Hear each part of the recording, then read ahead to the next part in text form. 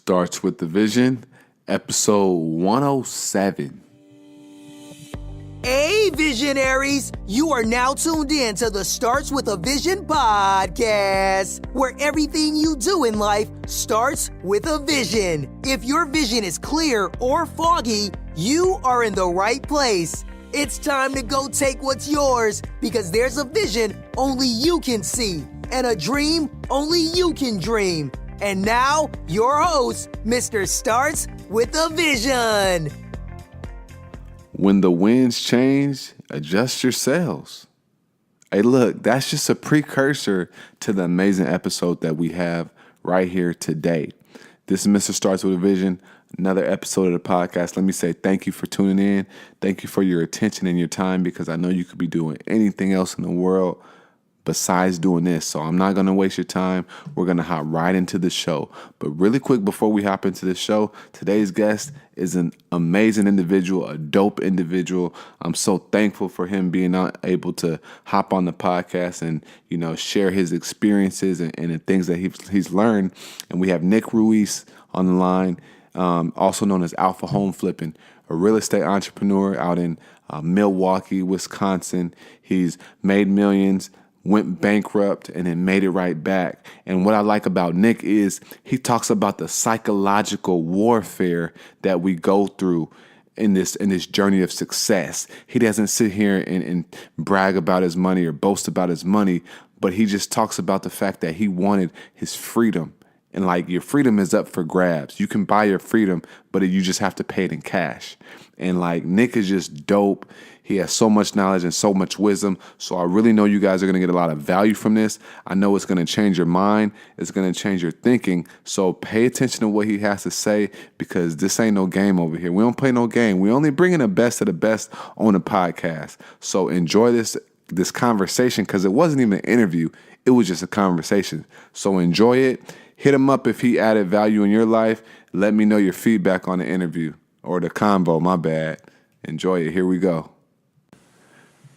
Hey guys, what's going on? It's Isaiah, aka Mr. Starts with the Vision, and we have an amazing guest today. I'm really excited if you can't tell already.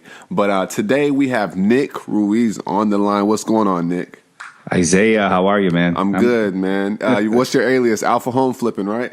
Alpha Home Flipping, people know me as. I'm the kind of the success from scratch guy. Right. Yeah, for sure. Where'd the Alpha Home Flipping come from? That's a good question. It sounded, I'm a specialist in flipping homes and wholesaling homes and all that. And Alpha just is, boom. It's like, top tier, powerful. Okay. Kind of like A1. A1. Right. That's exactly right. Got you. Yep. Okay, cool. Well, so before we really dive into it, let's just give everybody a context on who you are and your story a little bit. Yeah, well, I'm an entrepreneur. I'm a twice self-made entrepreneur, twice. And what I mean by that is, I'll give you a synopsis of my scene over here. I was an entrepreneur since I was a kid, doing everything you can imagine. I always wanted to make a buck. It was fun for me, selling, etc. So did a lot of micro businesses, this and that. One of the bigger moves I made was when I started in real estate when I was in my late teens, And bottom line, I bought a house with a small credit card for a down payment, and then did some creative things to basically get into it with nothing out of my pocket. Mm-hmm. Built that up to almost a portfolio of almost 70 buildings in my city. I was a big landlord, full-time crews. By my mid-20s, all this happened, and I was a full-time real estate entrepreneur, landlord, etc. Self-made millionaire, by my mid-20s. And then what happened is the big crash of 2008, the mortgage housing crisis, the biggest crash since the Great Depression, clobbered me. I mean, I had most of my properties lose most of their value. Perfect storm of crazy events. For those of you old enough that lived through it, you understand what I'm saying. It was a very, very depressed economic time, and I was forced into bankruptcy eventually, personal bankruptcy. Right. And it was a nightmare. I was depressed. I was bankrupt in more than just financially. I was bankrupt mentally. I didn't want to be around anybody, and no one wanted to be around me, because I was used to being a young a successful entrepreneur. And it crushed my ego. Oh my God. That was probably the worst of it. Right. More than being belly up, my ego was destroyed. Mm-hmm. And that was really, really, really hard for me. Really hard. Beyond hard. Right. Because I was a younger, cocky dude. But, the bankruptcy was the best thing that ever happened to me entrepreneurially. Looking back, I call it a super experience. It packed, I believe, decades worth of life experience and wisdom into a very compact amount of time. So for those of you going through stuff like that, it's important to understand that you're flexing certain psychological muscles that don't get flexed from anything else except major catastrophes. So that's a good thing. And again, looking back, I can clearly say that was the greatest experience of my life, entrepreneurially, and business-wise. But while you're going through it, you don't feel that way. You feel a whole different way. And there's really not much you can do to kind of break out of that. When you're down that low, it is hard. I'm not going to lie. And I knew all this stuff to do. You know what I mean? I've listened to Tony Robbins since I was a teenager. I know what you're supposed to do, but nothing truly prepares you for situations that extreme. So, but the point is, and then rolling into where things are at, I quickly bounced back. Right. Okay. Quickly got creative, maneuvered, bobbed, weaved, changed some things around, developed some new strategies for real estate. And, I've been back ever since, better than ever financially, and it's a beautiful scene. And now I teach people all over the world how to create success from scratch and in real estate entrepreneurship. Mm-hmm. And wrote a book. I wrote a book. I have courses now and all kinds of stuff. And I'm very active. Right. And you teach them about the single family triad, right? Single family triad. It's a thing I really focused in on after my bankruptcy, and just really was like, okay, this is a unique thing I can keep doing here. And it's like the little cycle of wealth that it produces, and that doesn't require any experience, any cash, any credit to jump in this way. And it's beautiful, and people are loving it. I have people all over the world that send me pictures of themselves holding checks, just like, boom, Nick, can't believe, like, this is surreal, like crazy. People of all ages, 18 years old all the way up, and all different nationalities, all different countries. So it's fun, and I really get an enjoyment out of that, of helping people get to where they want to be financially. Yeah, absolutely. And talk about the single family triad really quick, because some people may say, what is that exactly? Well, there's three components to it. The triad, obviously. There's wholesaling, there's rehabbing and selling, and there's rentals. All single families. You got a lot of people saying, you should buy 20-unit apartment buildings, and I want to do this and buy commercial and build homes. I'm telling you, I've done a lot of different types. I've been involved in a lot of different types of properties, single families, and I don't have to go deep into it now, but there's a lot of reasons, tax-wise. There's strategic reasons. There's, I like lifestyle, okay? I like to make money and create wealth and teach people those same items while having a life. No one needs to work it. I'm obsessed with strategy and shortcuts, strategic shortcuts, not cutting corners. I'm saying things don't have to be as hard as people make it. You don't have to work 80 hours a week. You hear this big, the talk of the town on the internet is hustle, hustle, hustle 24/7. Right. Mm-hmm. And as much as I love to hustle, I mean, I'm a hustler. I've been since day one. I think a lot of people interpret this as you have to like be waking up at 3 a.m. and going to bed at midnight and hustling all of those, whatever the hell that is, 17 hours, whatever, 20 hours, which again, you got to put in work. But if you combine strategy with hustle, you're going to have a much better life, and you're going to and you can eliminate a lot of unwanted pain. So I'm obsessed with strategy. And that's why we got to the single family triad, and just mental strategy, everything strategy. Mm-hmm. I like that a lot, man. And talk about the strategic shortcuts a little bit, because, maybe give an example, because somebody listening is probably like, okay, I get that, but what is a strategic shortcut that I could use for my life? So, what's something that maybe an example that you've done? Well, I mean, obviously the biggest hack in the world, as most people know, is find someone who's where you want to be in whatever you're trying to accomplish, business, career, golf, I don't care. I mean, find someone who's doing really well at that thing you're pursuing, borrow their experience, make friends with them.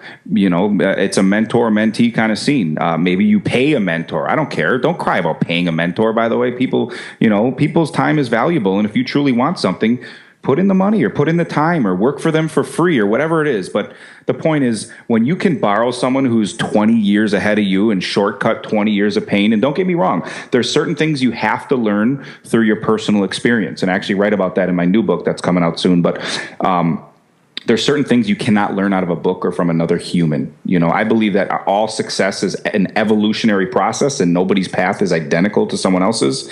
And it needs to unravel organically and evolutionarily. It's pretty, that's how I look at it, but a simple hack, borrow someone else's experience. I mean, that's just step one. Right. You know what I mean? Mm-hmm. And when you're borrowing their experiences, you need to have value to give to them so that they want to actually teach you.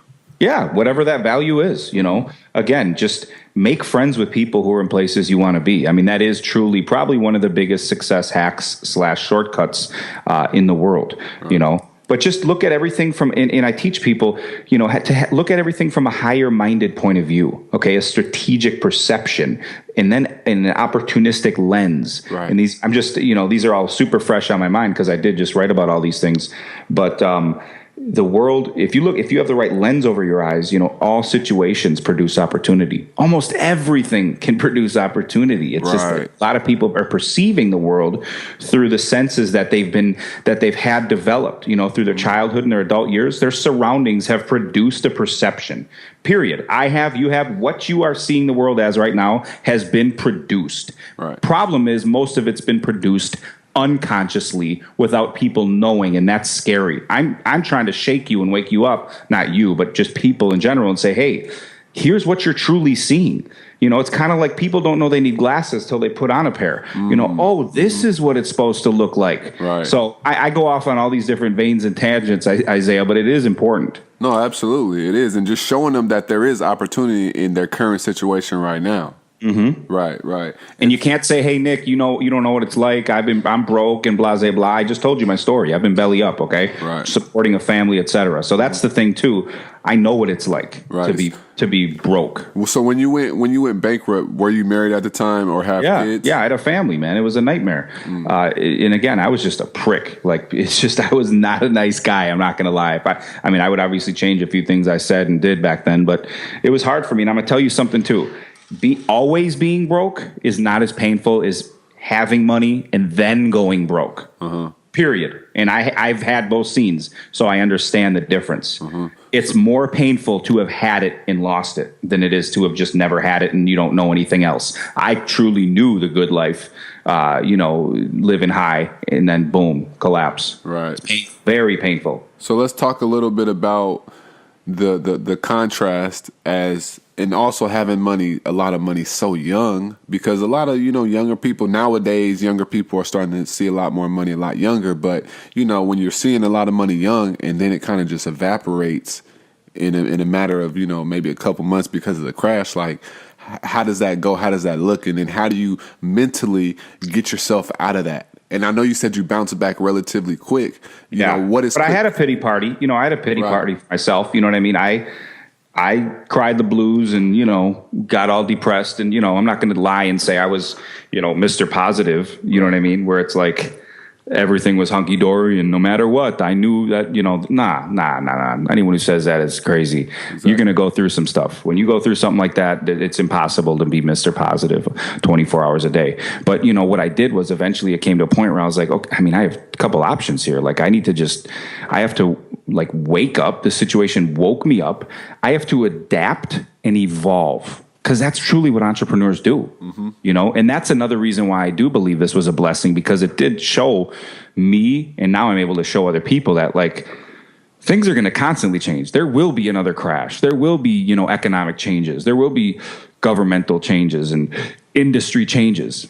But if you adapt the entrepreneurial, opportunistic psychology of an evolver and adapter, I compare entrepreneurship to Darwinian evolution, or, I call it Darwinian capitalism, survival of the fittest. Like people who adapt and maneuver get rewarded by the economy, and compared to in nature rewards the evolvers. The fish who grew legs were rewarded and got to go on land, and the ones who didn't died in the sand or whatever it is. The polar bear the bear that turned white in the Arctic got rewarded by nature, as opposed to the brown bears died. I'm not trying to spit like some evolutionary philosophy on you. I'm just saying, as a comparative example. That's the way I look at entrepreneurship. The economy rewards you based on your evolution. Right. And I think that something just popped in my mind, but it kind of goes with this is your rough draft moves that you talk about all the time. Yes. Well, let's talk about the rough draft moves. What is a rough draft move? Well, there are a lot of things. It's hard to define it in a sentence, but rough draft moves. Okay. And this is, again, because of the bankruptcy, what it does is it makes you think, and you start looking at success and failure and all the things. And you know what, the bankruptcy was a failure. That's another thing you hear all the time is nothing's a failure. It's, sugarcoating. Yeah, nothing's a failure. It's a learning experience. Who cares? Call it a failure. What does it matter? You're not a failure. The situation was a failure. I don't believe in sugarcoating things. Right. But the point is, rough draft moves. So my point is, you look back and I look back and I'm like, why have I been able to create success twice from scratch, once after bankruptcy, quickly? I believe quickly. It's rough draft moves. Okay, one thing I've been accustomed to, and it's come second nature to me. So that's the problem too. It's hard to go back and teach people things until I really dive into it, because a lot of things I do automatically, a lot of people, need help with. And one is rough draft moves, and this coincides with post-action and pre-action analysis. So the point is, do something. A lot of people break down spread before they pursue their business or an opportunity or whatever. They pull out the spreadsheet and they do the math and they calculate the numbers and they draw up a business plan and they whiteboard it all out, and there's some planning, but the point is, I say make a rough draft move. Basically, it's going into something knowing there's a lot of stuff that's not going to work, a lot of things that are going to go wrong. You might get whacked in the face, but if just 1% and the other 99% is garbage, if just 1% is the seed to move forward, that whole move was worth it. And another thing about rough draft moves is when you make that move, you weed out what doesn't work. It's a rough draft, okay? Oh, this worked, but oh my God, these 8 things that went along with it were garbage. But you never would have known because you didn't put out the rough draft move. And what rough draft moves do is start you on your success evolutionary journey. Your success, that people listening to this right now, okay? What you picture success in 5 years, your personal success may look completely different what you're visualizing in your head. And that's beautiful and that's okay, because that's the way it was supposed to be. Right. But unless you make a rough draft move where you put out there and then you weed out what's bad, and then you make another rough draft move, and then you weed out, maneuver things, pull things away, add things that you like, and then you make another rough draft move. And pretty soon you look back and you just blazed a serious trail, and your evolutionary success path has begun. And then, rough draft moves. Here's the other thing I want to explain, and this goes with it, and I have to say this. There's pre-action analysis and post-action analysis. Most people get stuck in pre-action. Again, they don't do anything, and they analyze what could happen, would happen. All you're analyzing, there's no real data to analyze. Right. All it is just neurons in your head, your imagination. When you make a rough draft move, now you have tangible data that happened in the real world we live in, reality, that you can now analyze. That's what's called post-action analysis. And that's what I've been doing my entire life, where I'm saying, I'll make a move, then I'll just analyze what's happening from there. Oh, this worked, this didn't, etc. So they go hand in hand, those two philosophies. But you need to get into post-action analysis mode where you analyze real things. Right, and not just some things that you made up in your mind. It's all theory. It's worthless. It's nothing. It literally doesn't exist in reality. Right. And people are analyzing these things to death. And that goes back to what you were saying about adjusting, and that's what animals do and everything like that. Right. So you have to adjust continuously, and the adjusting will lead to your post-analysis mode. That's exactly right. And your evolutionary success path, I do believe it's a unique evolutionary process. The combination of your DNA and your unique life experiences are infinitely unique to everyone that ever has been and will be in the world.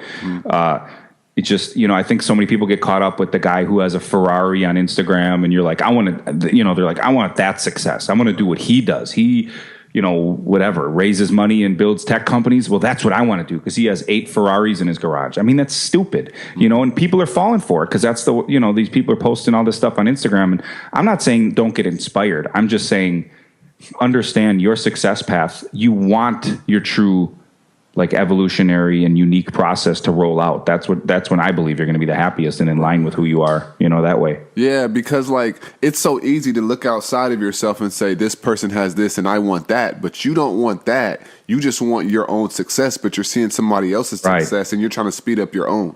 Well, there might be components to that person's success that you don't know about, that you may hate or not be willing to do, or whatever it may be. There's things no one knows. No one knows anyone else's scene. You know what I mean? Mm-hmm. Do your thing.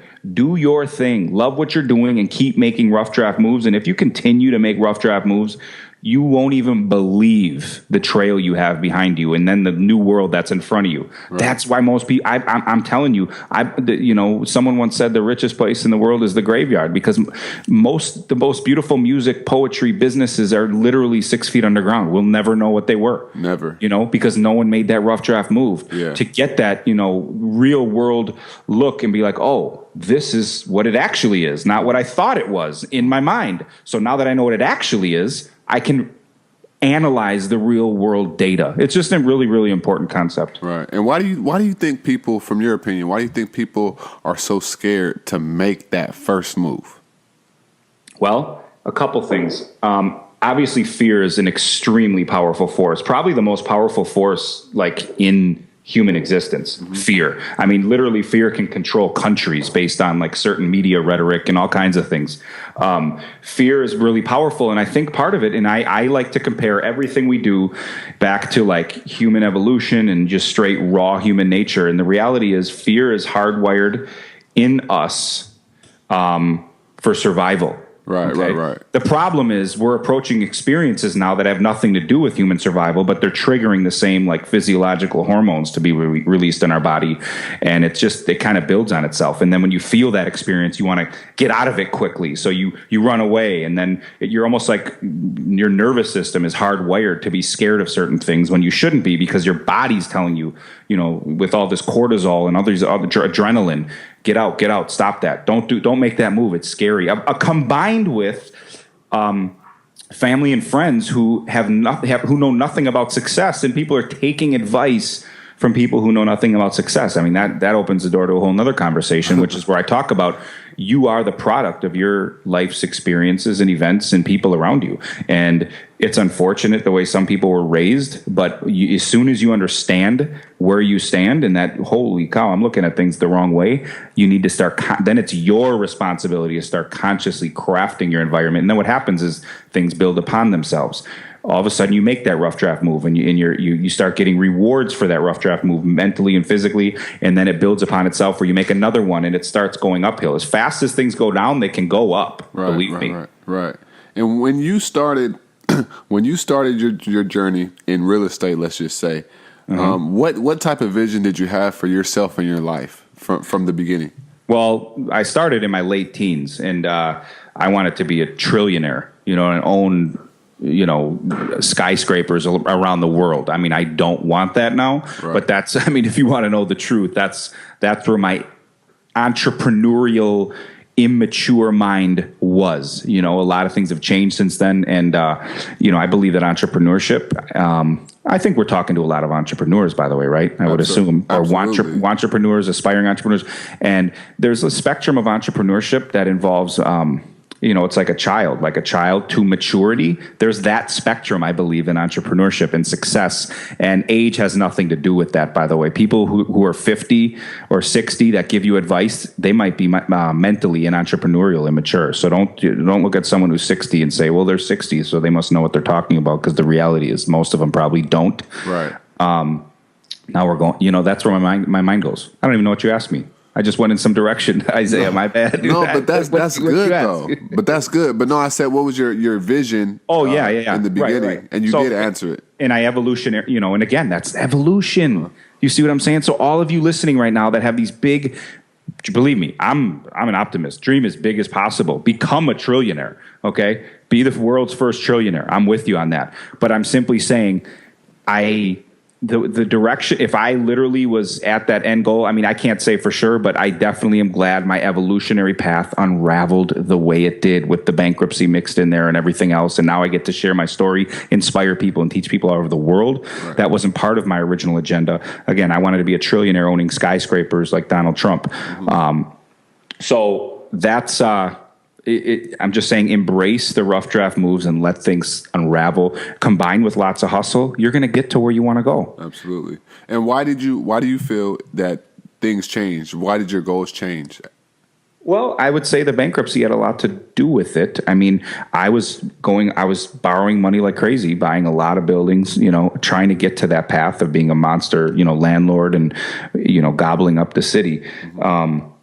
But I would say the bankruptcy just really gave me a different perspective and viewpoint, and just I don't even know how to explain it. And it's one of those things that's something that a book or person could never teach me. You just certain things in life. You can listen to 1,000 podcasts, read 1,000 books, but your life experience, and that's why it's so important to make rough draft moves, because I believe rough draft moves, they put learning into your bones in a different way than reading words on a page or listening to podcasts in your ears can teach you. And I'm not against reading or listening to podcasts. I'm an advocate of both. I'm simply highlighting that when you make those rough draft moves and learn that way, the knowledge literally kind of like gets into your bones, into your core. It becomes a part of you, and things become so second nature to you. Right. And, because I've been burned for money, and now I know how to spot somebody who's lying. You know what I mean? Like, it's but no second book nature could to have me. taught you that. Hey, look out for the guy. He's going to look at you this way, move that way, talk, say these phrases. Yeah. That's fine and dandy, but you got to get ripped off to know how to not get ripped off, basically. Exactly. And sometimes, maybe 2 or 3 times. Exactly. Yep. Very true. Yeah, I like that a lot. So, what's the vision moving forward, Nick? As we get ready to wrap up here. The vision for me is to just be the best father I can be for my kids and start. I mean, I guess if you're talking straight up life, first and foremost, I want to teach my kids how to be self-reliant and be productive and beautiful members of society, and understand how to do things. And just self-reliance is such a big skill, and that's a big goal for me. And just to continue doing my real estate deals that create freedom for me. I just care about purchasing freedom, and freedom is a cash purchase. Don't, people get it twisted. Right. You have to pay cash for freedom. You want to wake up and do what you want, how you want, with who you want. You need cash freaking money, because there's a price tag on that life, and you got to pay it regularly. so between real estate and just teaching people around the world how to become financially free and create success from scratch, that's my vision. Right. I like that. And it's been consistent for a while now, and you're on that path. Yep. Yeah. And I'm having a blast doing it. That's right. I like transforming people more than houses. I love real estate. Don't get me wrong. I love real estate. I believe it's one of the greatest businesses in the world, because you don't have to think of anything or produce any certain products that already exists. You just have to, know how to navigate it. But I do like teaching people and changing people's lives, and getting emails from people that say, "Oh my God, this check changed my life." Blah blah blah. I love that. Mm-hmm. And what was your first book you wrote, and what's the book coming out called? The first book is Flip. You can find it on Amazon. Flip, Nick Ruiz, just search, and talks about getting into real estate with no money. And then my next book is going to be based on creating success from scratch, and it talks about psychology, warfare, just higher-minded principles, the way the world is now and the different herd that's out there, the fact that success is taught out of us.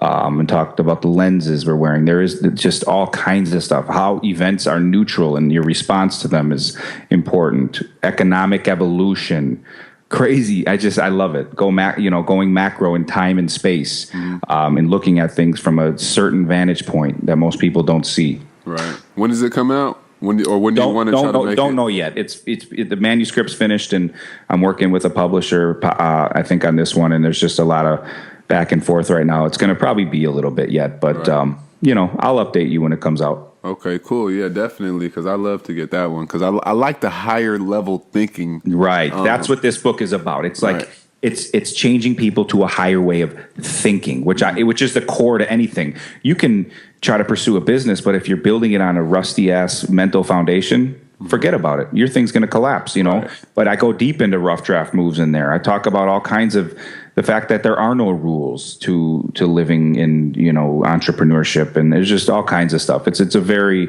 very, it's my like passion project writing here.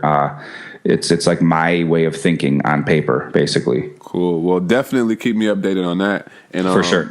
Quick, last 2 questions, really quick. We do a quote of the day and a book recommendation of the day for each episode. So, what quote are you going to leave us with, and what book recommendation? Well, I would say the quote is a simple one. It's when the winds change, you have to adjust your sails, which coincides with my philosophies about evolving and adapting, basically. Like, winds are going to do it. You can't stop wind. Right. It's way too powerful. And when I'm talking about is economic winds and, industry winds, but you can adjust your sails to come out on top in any situation, period. Yeah, absolutely. And what book you have for us? book, well, I love my book, Flip, and I love my new book that's coming out. But if I have to name a third party, I'm a fan of Robert Greene, the author, among many other authors. But I do like his work. I like 48 Laws of Power. That's one of my favorite books, I'd have to say.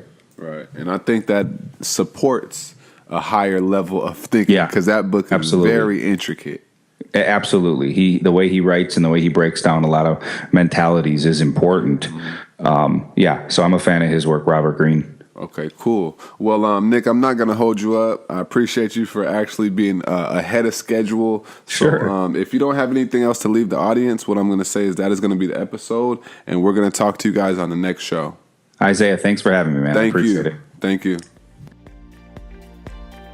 Thanks for listening to the Starts with a Vision podcast. Come get your vision clear at www.startswithavision.com. See you there.